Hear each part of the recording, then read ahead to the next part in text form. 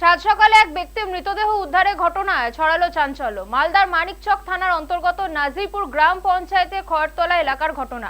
জানা গিয়েছে, মৃত ব্যক্তির নাম বীরেন সরকার। বৃহস্পতিবার বিকেল নাগাদ বাড়ি থেকে বাজারের উদ্দেশ্যে বের হয় ওই ব্যক্তি।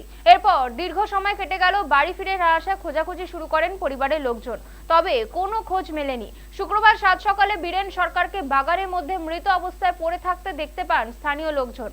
খবর পেয়ে পৌঁছন পরিবারের লোকজন। খবর চাউর হতেই ঘটনাস্থলে ভিড় জমাতে শুরু করেন স্থানীয়রা।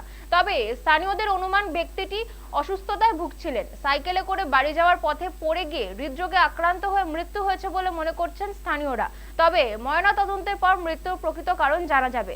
খবর পেয়ে ঘটনাস্থলে পৌঁছয় মানিকচক থানার পুলিশ। দেহটি ময়নাতদন্তের জন্য মালদা মেডিকেল কলেজ এবং হাসপাতালে পাঠানো হয়েছে।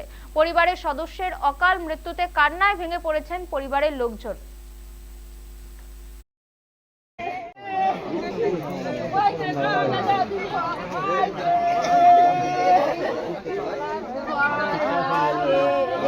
সকালবেলা জানতে পারলাম যে বাগানের মধ্যে একটা বয়স্ক বুড়া লোক মানে মরে গেছে। তারপরে আমি খবরটা নিলাম যে কী ব্যাপার, এখানে কীভাবে মারা গেল।